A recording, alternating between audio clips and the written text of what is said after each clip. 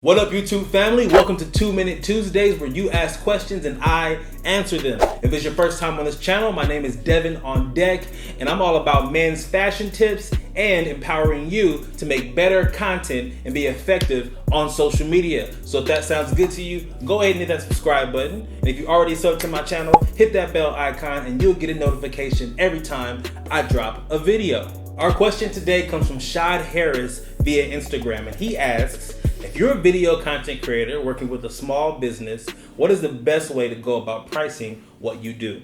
Thank you, Shad, for your question, and I have an answer for you. So when it comes to pricing yourself as a digital artist, you really have to look at a couple things. One is yourself. What do you feel like your value lies? How much you think you should get paid hourly for what you do? Also, how much your market will bear. So when I say what your market will bear, I'm talking about the range of pricing that works for your industry and for the kind of content you create. I'm not sure if you know this, bro, but throughout college, I did a whole bunch of graphic design to get me through. That was my side hustle. I did everything from album covers to posters to pamphlets, you name it. And one of the resources one of my OGs put me onto was the Graphic Designers Guild. Now, this organization has been making stuff for years. They do everything from like business practice essentials, ethical guidelines, pricing. Check that out. It's a great resource. I'm gonna go ahead and link it below.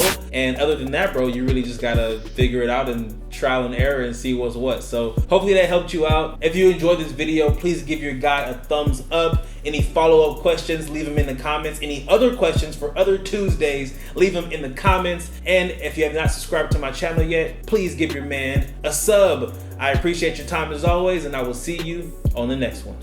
Peace.